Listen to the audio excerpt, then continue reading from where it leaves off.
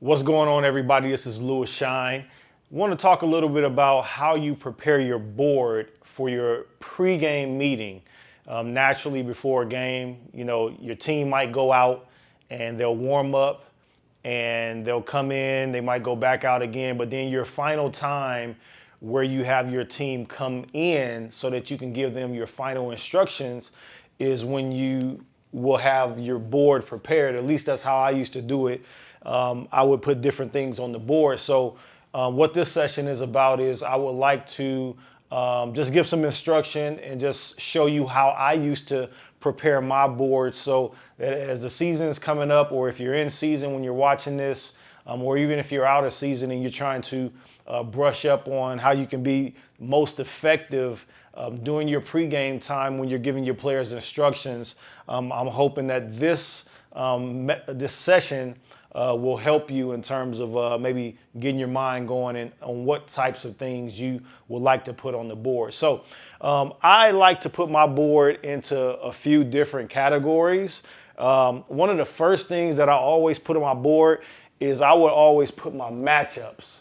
Whether I'm playing zone, whether I'm playing man, I'm putting my matchups as if we're always playing man, so that let's just say we start zone and we revert or go back to man, which is the same as revert, but let's say we're not in man to begin with, but we go to man.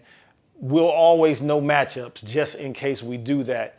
Because in a game, even if you're in zone, there's sometimes you might have to match up. So one of the things I will start with is just my matchups. And so I start with matchups. And then, I'll just come up with some different names, but Jones, number 3, number 5, and these are my players. So, Jones, Smith, a lot of times I'm going to call them by whatever their nicknames are. So, Didi, or if you have a men's team, Bo, or Mike, whatever it is for your team. Now, on this side, I'm going to put the opposing team. So, you might, I'll just say 6, 10, 15, 24, and 30. And then, just some names. So, Taylor, Bryant, Josiah, I'll say another Jones, and then I'll go with Shine. Okay, I'll use my name. All right, so now these are the matchups. So I always put the players across from whoever they're matching up to. So it's always going to be, right across. So, when I did this, and you may have a different system, but when I did this with my players, they knew that if there was a player right across, that's who they were guarding.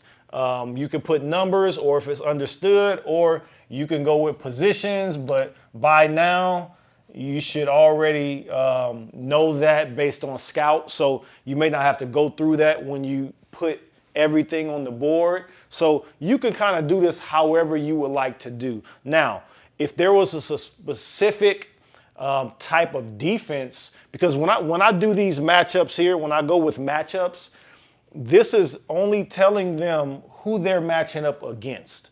So this is what this is for. So a lot of times, because I did this half of the board is going to be all defense. All right. So my go-to defense was a 3-2 or a 1-2-2 back to a 3-2. So a lot of times I would have a diagram here, especially if we were on the road.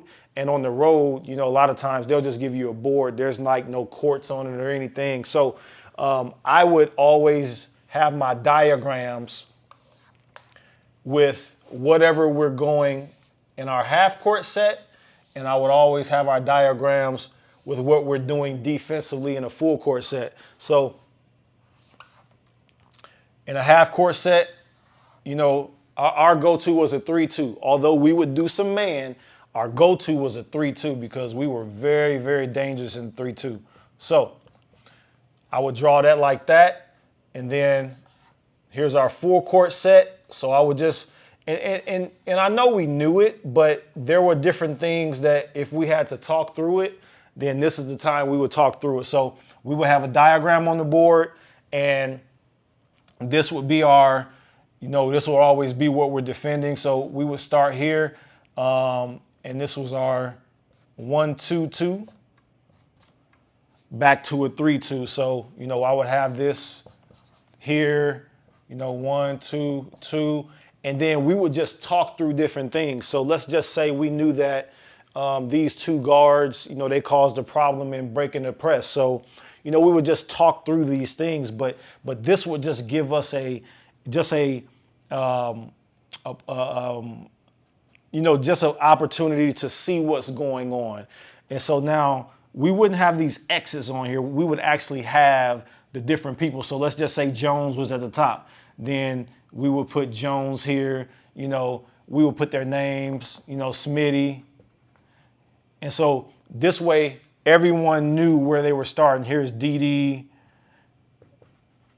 And we would actually have these in there. So Bo, and then you have Mike on this side. All right. So we would have that. And then the same thing here, and we can't take for granted that, they just know where they're going to be. Sometimes, pregame, you have to talk that through. So you might not have Jones on the point here. The same thing is here. You might have Jones back here somewhere, but this is the time where you're letting them know where you want them. And like I say, a lot of times during scout, you already know this, scout practice, pregame, shoot around, you've already went over this, but you can't take for granted that your players, they've had class, they've been studying, they've taken tests and things like that. Pros is a little different because this is what you get paid to do. But it's not different in the regard that you shouldn't take the game seriously. You just have to know the state of your players so that you can know how in depth you have to go in your pregame by the time the entire day has drawn out and now you're sitting in front of them getting ready to play. You have to know what you have to do. Do you have to completely draw it out word for word, or can you show them this type of diagram and they know how to lock in based, this is just a quick reminder, or you have to really lay it out for them. I know my players, they were really locked in. So by the time we got to the game, we were able to just briefly show them something. All right. So now, once I get past this is like baseline just because, most of the game you may know matchups. Most of the game you're going to be in some type of defense. You're going to be some type of full court or half court defense. So this is just baseline. Okay. So now the very next thing that we're going to go over is our goals, okay? So our goals, now, you can do goals, you can do offense. A lot of times you're coming from defense, so you can come to offense. But one of the reasons why I would like to go to goals next is because a lot of times for us in team, when I coach teams and when I prepared, pregame board, a lot of our goals were defensive goals. And a lot of our big goals were defensive goals, and we were the top in the nation in several different defensive categories. And so we would put goals right down the middle here. And you could do these things different, but these are just some of the things that I used to put on the board just because we went after these things. And a lot of times, during halftime, we would come back and revisit and see where we are. So we averaged 25 forced turnovers a game. So, I would put something 30 forced turnovers.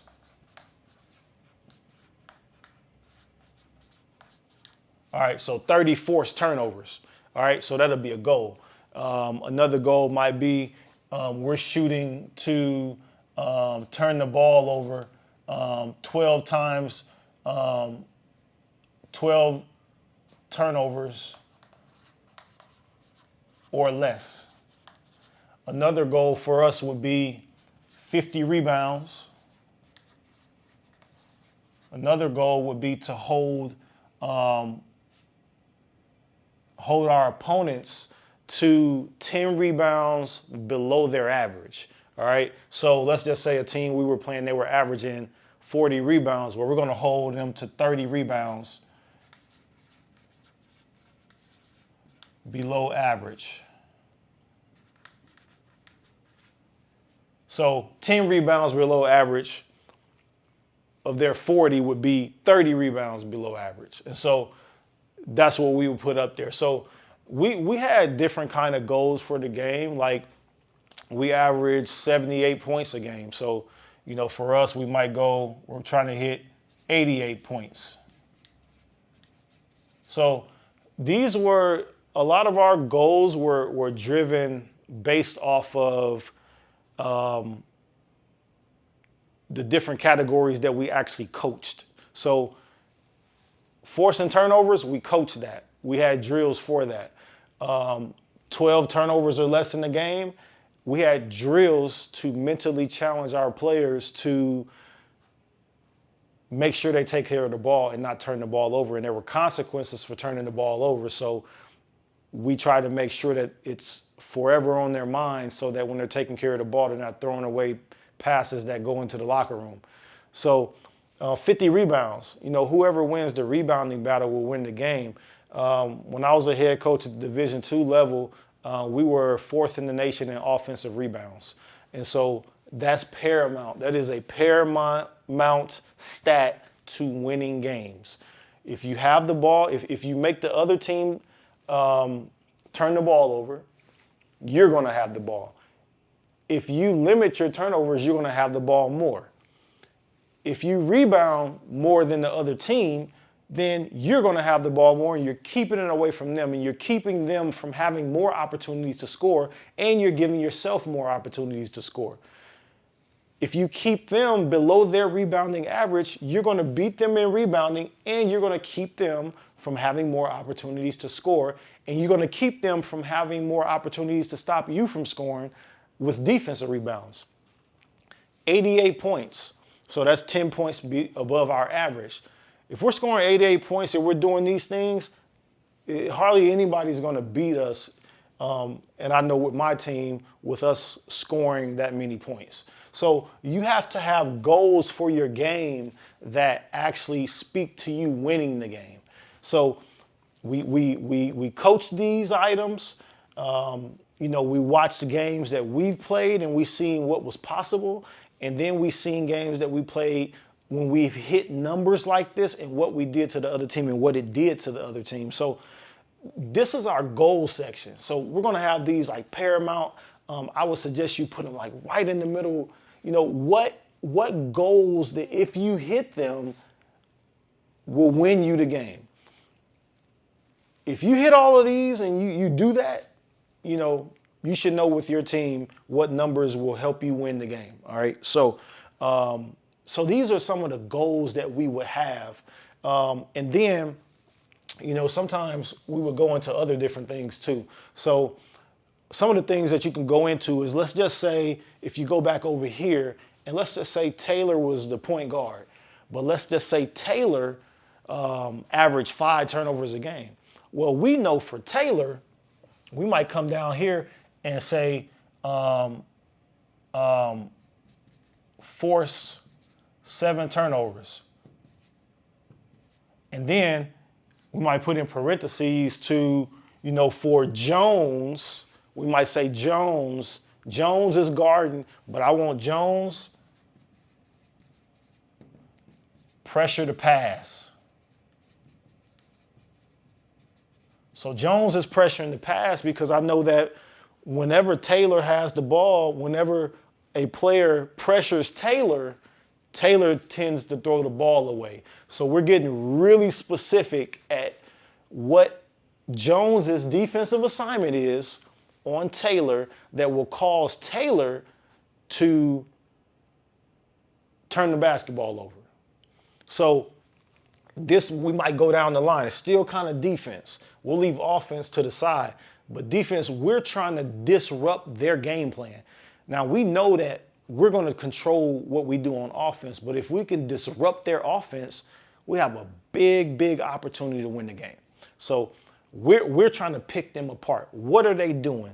The next area might be that they enter the ball into their offense 90% of the time from the wings.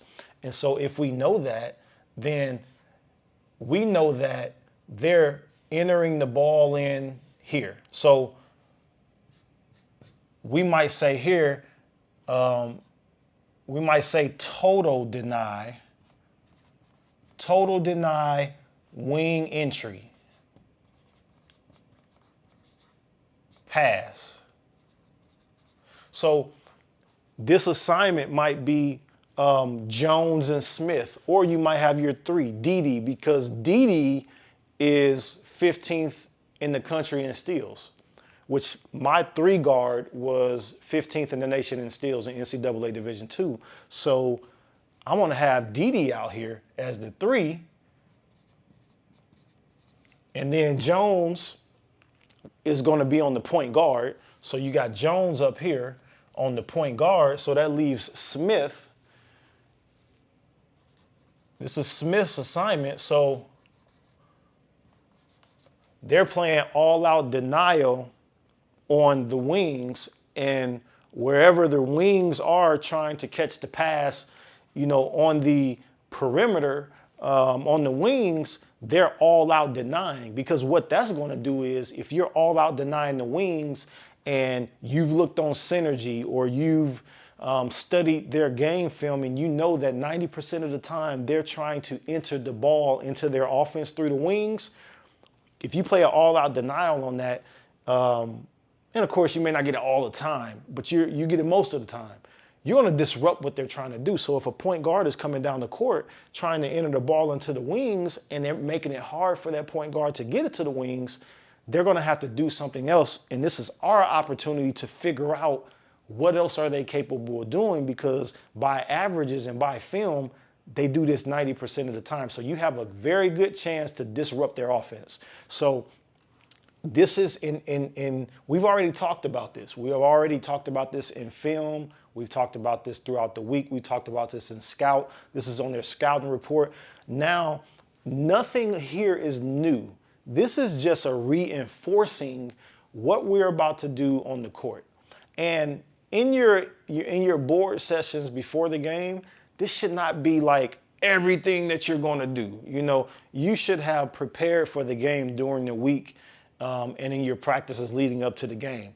But this is just an overview of the main things, like the top things, the things you want for them to stick out in their brain, that if we do these are the things that's going to win us the game. So this is just an overview. They already know this. You've already talked to them. You've already been in individual workouts. You've already given it to them in the scout. We went over it in practice. These things are already known, okay? So we're just right here breaking down some things that's going to, is our big goals that'll help us win a game, a refresher, all right? So you might hit this here. You might come with another type of thing, that you're trying to highlight here. So once you're done with this, now you have your matchups, you have your main defense, because I was a defensive coach, so offense too, but defense was my thing, and it still is my thing, even though I don't coach right now. I would really love helping coaches in the way of defense, and I've been thankful to have traveled different places with teams bringing me in to help them on their defense and work with them for several days on just some defensive concepts that has helped some of those teams a lot of those teams that I worked with. They've had tremendous defensive years by just some of the things I've been able to show them that they can correct or do more of or adjust in certain ways that disrupt offenses. So I love working with teams, and if you're listening, I would love to work with your team on defense. I believe that some of the things that I've been able to implement, even when I was a coach, assistant coach, a head coach, an associate head at the D1 level, even when I played, I brought all of that into coaching, and it really, really helped what I did. And it's something when you play, I played Division I ball, played pro ball, and when you've played and then you've coached, I've been able to see it from both sides. And I was a student of the game, so I was really able to really see offenses and be able to dissect them with my defense, because when I played pro, I had to eat based off of my defense, because I had a lot of guys on my team that were like high major D1s, and some of them pros coming from China playing to be on my team and things like that. And I was a college walk-on that ended up playing pro, and I wasn't the primary scorer, so I had to figure out a way of how to play defense, be on the court. And for me to be on the court, I had to be a great defender. And so that's why I love defense, because, I had to make my way like that. And like I say, on the teams that I coached, we were top in the nation in several different defensive categories. And so, so this is your matchups, your defense, your goals, maybe some primary keys that you would like to point out. Pressure on the pass for the point guard, because we're trying to get that point guard above their turnover average. If we disrupt the point guard, we disrupt the offense. All right. And we're going to deny the wings, the entry pass, because the team 90% of the time enters the ball into the wings on their offense. So we like to disrupt that. Now, some teams, they might enter the ball sometimes into their high post. So you work on your defense so that you can disrupt the ball entry into your high post. I remember a team that we played USC Upstate one year. And when I was an associate head coach, I was in the Big South Conference.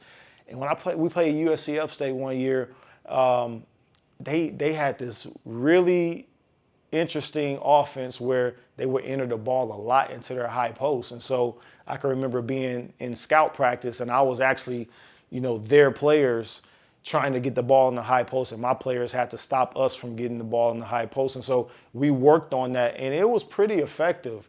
And so that's what you do. You try to find out what they do and what their strengths are, and you try to disrupt it. And so I would show that kind of, what are we doing here? All right. So then lastly, you go to offense. And so, we might come out, offense,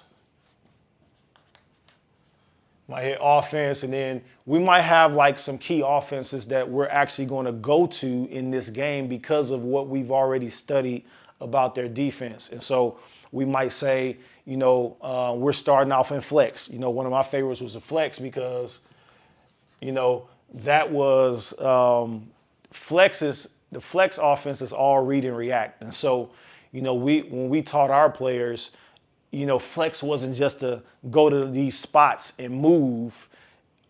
Flex was, you have these spots, but if you see different reads, play off those reads. And so you might have a back door, you might have that high post position flash where the point guard enters it, and then the point guard cuts through to the corner.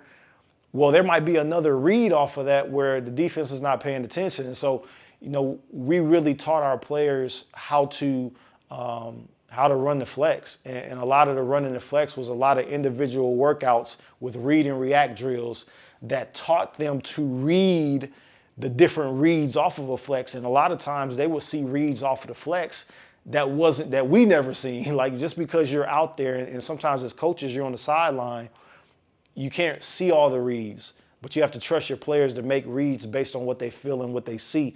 And that's when the team is very dangerous, because now they're on offense. They're not trained to be robots. You allow them the freedom to see what they see and to execute things that they see while they're on the court. And so that's why I love the flex. And so a lot of times we start out with the flex, and we knew what that was. Now, let's just say the defense is in a zone.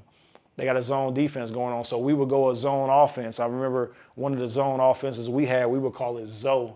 And I'll go over that in another video. But Zoe is one of the zone offenses that we would run that had moving components to it, and it was a 4-out. And so when we would come down, we would have 1, 2, 3, 4, and then we would have one person on the inside. So a lot of times when a team comes out in a, let's just say they come out in a 2-3, when they come out in a 2-3, 2-3 zone, if you come down with a 4-out zone offense, that's going to automatically stretch their defense, because now, they're going to have to almost match up, because, they have no choice. You can't leave 2 down here, especially with us. We would set some shooters out here. So a lot of times our 1, 2, and 3 could shoot the ball, but then sometimes our stretch 4 could shoot. We had a right lineup out there. And so you have to come out and respect that. So that stretches them right out of the 2-3. So we would just do things like that because we know what they were doing. And then, of course, we had some different action going on through there, like some cut throughs and different things like that would, mess them up and make them have to come out of their zone. And so a lot of times those are the best zone offenses, when you can make them move out of their zone defense to have to accommodate what you're doing offensively. So we will put those things up there. And then, offensively, we might, put some blobs and slobs, baseline out of bounds, sideline out of bounds. And, a lot of times for us, we're looking at scoring off of these. Sometimes you see teams just get those things, get the ball in bounds, and then they just go from there. Well, that puts no pressure on the defense. So if you're looking to score every time and you're making motions and cuts and actions to actually score off of your baseline out of bounds and your sideline out of bounds, it puts a lot of pressure on your defense, and it makes the defense have to be alert at all times. And a lot of times you will find teams sleeping because they're not always alert. And so we will pretty much put our basic offensive schemes up here, our flex. They go 2-3, we're going to jump in zone.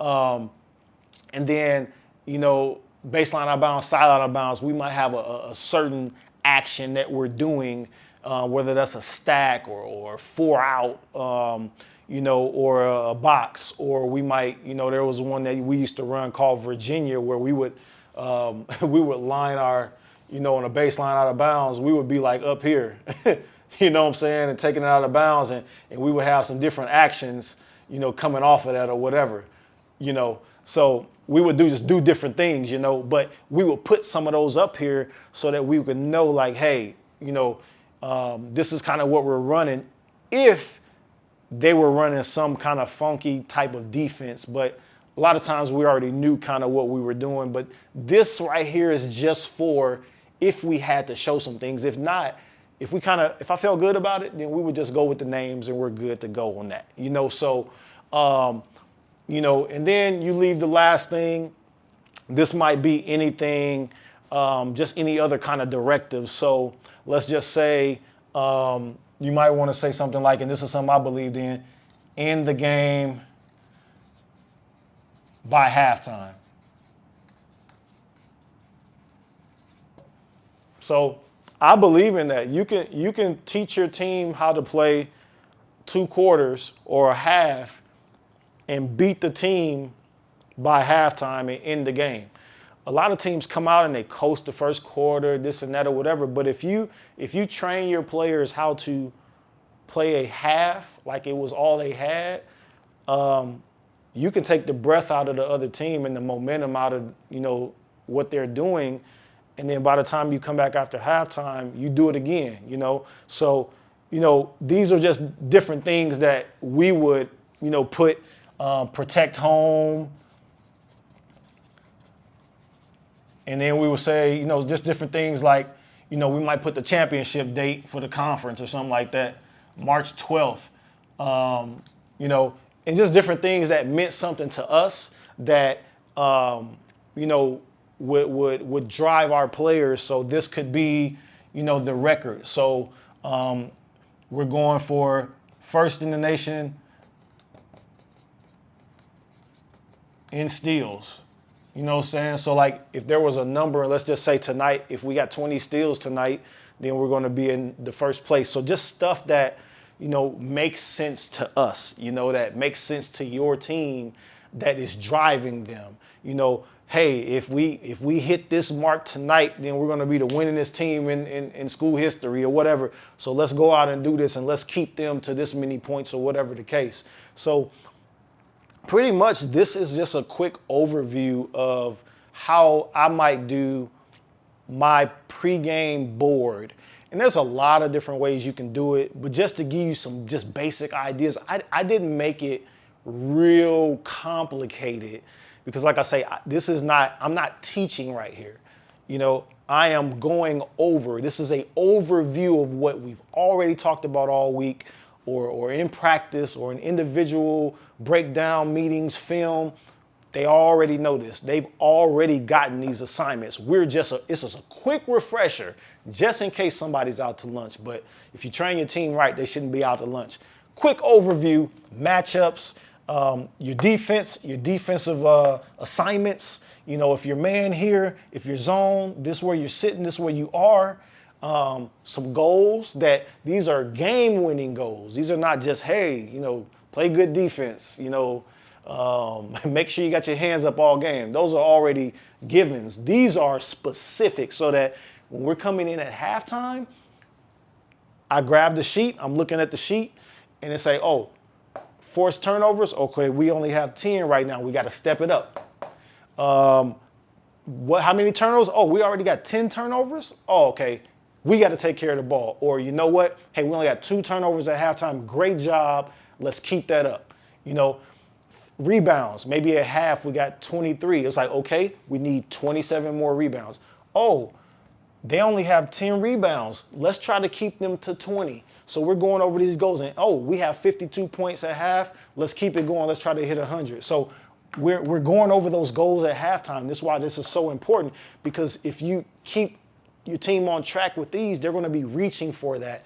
They're going to be looking forward to the halftime talk. And they're going to be looking forward to after the game when we go back over these to say, hey, great job, everybody, great job. We only had 10 turnovers. Great job, good job, y'all, good job. You know what? We had 48 rebounds. Man, we missed it by 2. That's all. But you know what? You had 10. Good job, good job. We're going to get it next game. All right.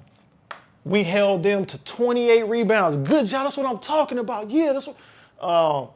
And we had 90 points. Good job. So we like going right back over these. Like, you know, you addressing your team, going right back over these. So, because these are things that will win the game. You know what I'm saying? So, and then we go over a few pointers, maybe some, you know, specific to players, specific of what different players are doing. Maybe this is somebody that we would like to keep off the block. So we're saying, hey, Bo, you got to keep Jones off the block.